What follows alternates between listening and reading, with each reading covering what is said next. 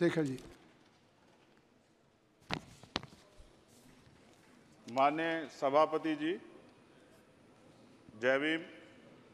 महामहिम राष्ट्रपति जी के अभिभाषण पर धन्यवाद प्रस्ताव पर बोलने को आपने मुझे अवसर दिया, इसके लिए मैं आपका आभारी हूं। सभापति महोदय, सर्वप्रथम मैं बहुजन समाज में जन्मे सभी संतों, गुरुओं, महान पुरुषों को नमन करता हूं, जिनमें महात्मा ज्योतिबा फूले, डॉक्टर बाबा साहब अम्बेडकर और मान्यवर काशीराम साहब को मैं याद भी करता हूं आज के दिन पर। साथ साथ नगीना की महान जनता और भीम आर्मी और हमारी पार्टी आज़ाद समाज पार्टी काशीराम के साथियों का भी धन्यवाद करता हूं। इसके बाद अपने कुल गुरु जगत गुरु सदगुरु रविदास जी महाराज को भी मैं नमन करता हूं, जिन्होंने दुनिया को लगभग 600 साल पहले बेगमपुरा शहर के रूप में दुनिया का सबसे महान लोकतांत्रिक दर्शन दिया। अध्यक्ष महोदय, माननीय सभापति जी, 14 अगस्त 1947 को ये देश अंग्रेजों के अधीन था। 15 अगस्त 1947 को हम लोग आज़ाद हुए। 16 अगस्त 1947 को देश आज़ादी में था, लेकिन धन धरती राजपाट में बंटवारा नहीं हुआ। जो साधन संसाधन थे उनमें बंटवारा सही रूप से न होने के कारण एक बहुत बड़ी आबादी सुविधाओं से वंचित और सम्मान से वंचित रह गई। उनको सम्मान देने के लिए और अंतिम व्यक्ति तक सुविधाएं पहुंचे, इसके लिए लोकतंत्र की व्यवस्था हुई। लेकिन आज़ादी के 70 साल बाद भी हम कहाँ खड़े हैं, इस पर ये चिंता का विषय है। मैं मानता हूं कि सामाजिक न्याय तभी होगा माननीय सभापति जी, जब जातीय जनगणना पूरी होगी और जातीय जनगणना कराई जाएगी और साथ साथ संख्या के आधार पर आरक्षण जो है वंचित वर्गों का बढ़ाया जाएगा। उसके साथ साथ जब राष्ट्रपति जी अभिभाषण पर बात रख रही थी तो उन्होंने शहरी और ग्रामीण क्षेत्रों के विकास की बात कही और ये भी कहा कि दुनिया में सबसे उत्तम शहर हमारे यहाँ बने। लेकिन माननीय सभापति जी, 70% आबादी तो गांव में निवास करती है, तो गांव की आबादी के बारे में भी सोचना होगा कि उनका जीवन कैसे बदले। माननीय सभापति जी, उच्च शैक्षणिक संस्थानों में बहुजन समाज के जो छात्र हैं उनके साथ कास्ट एट्रोसिटी हो रही है, निरंतर उनकी हत्या हो रही है। साथ साथ जो सरकारी कर्मचारी हैं दफ्तरों में, उनके साथ भी जो SC ST OBC और मुस्लिम और अन्य धार्मिक अल्पसंख्यक उनके साथ भी माननीय सभापति जी जातिगत और धार्मिक जो है शोषण किया जा रहा है। इसलिए मेरी मांग भी है कि पुरानी पेंशन को भी अध्यक्ष जी बहाल किया जाए। जो कर्मचारी देश की सेवा में लगे हैं उनका भी सम्मान होना चाहिए। साथ साथ सभापति जी, भाजपा ने चुनावी लाभ के लिए सबका साथ सबका विकास के नारे दिए जो खोखले हैं, क्योंकि 10 साल में दलित, पिछड़े, आदिवासी, मुस्लिम और अन्य धार्मिक अल्पसंख्यक जो अत्याचार हुए हैं वो किससे छिपे हुए नहीं हैं। ये गलत है, ये बंद होना चाहिए। सभापति महोदय जी, महामहिम राष्ट्रपति जी के अभिभाषण में निजी क्षेत्रों में SC ST OBC को रिजर्वेशन देने का कोई उल्लेख नहीं हुआ है, जो कि आज चर्चा का विषय, क्योंकि 98% प्राइवेट सेक्टर है, 2% सरकारी सेक्टर है, तो 98% प्राइवेट सेक्टर में भी हमारी हिस्सेदारी की बात होनी चाहिए। माननीय सभापति जी, आशा कार्यकर्ताओं, आंगनबाड़ी वर्करों, भोजन माताओं के वेतन वृद्धि पे भी कोई उल्लेख नहीं हुआ है, वो भी अभी नंगे, उन पर भी सोचना पड़ेगा। माननीय सभापति जी, जिस क्षेत्र से मैं चुन के आऊँ नगीना से, वो बहुत पिछड़ा क्षेत्र है। उस क्षेत्र में कोई विशेष आर्थिक पैकेज नहीं दिया गया, रोजगार की सेवाएं नहीं है, नौजवान पलायन करता है।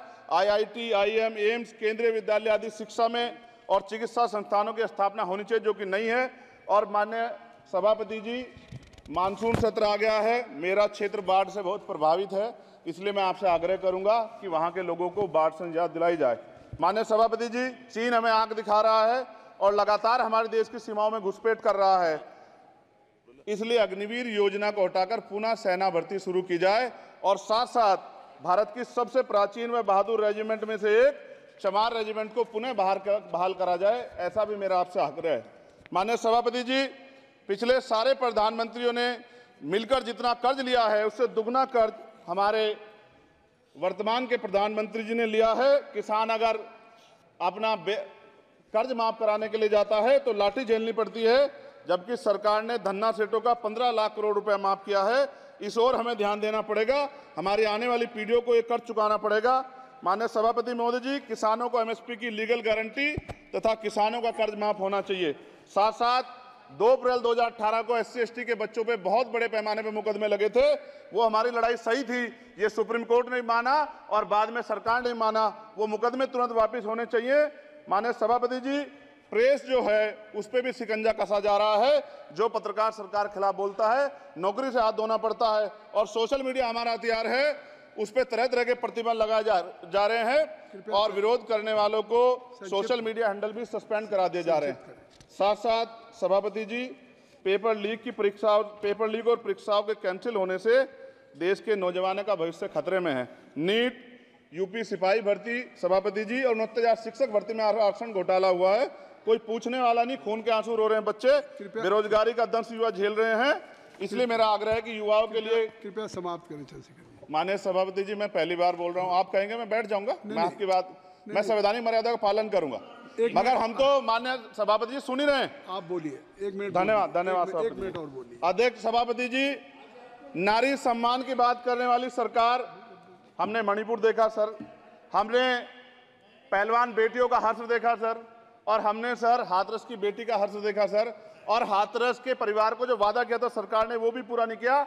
और महिलाओं में भी, स्पेशली दलित, पिछड़े और मुस्लिम वर्ग की, आदिवासी वर्ग की महिलाओं के साथ आज भी एनसीआरबी का डाटा कहता है सर जो जुल्म हो रहा है वो सहनीय नहीं है सर। साथ साथ कोविड में तैरती, हमने कोविड में बहुत सुना सर, कोविड में तैरती लाशें भी गंगा में हमने देखी है सर, और मजदूरों का हाल भी हमने देखा है। सभापति जी, बस सब समाप्त कर रहा हूं। नोटबंदी पे छोटे मजले उद्योग की जो कमर टूटी वो भी हमने देखी है। सभापति जी, शैक्षणिक संस्थानों, विश्वविद्यालयों में, चिकित्सा संस्थानों में ओबीसी एसटी के योग्य अभ्यर्थी को एनएफएस करके जिस तरह निकाला जा रहा है, लेटरल एंट्री करके जिस तरह हमारे रास्ते बंद किए जा रहे, ये भी हम देख रहे हैं सभापति जी।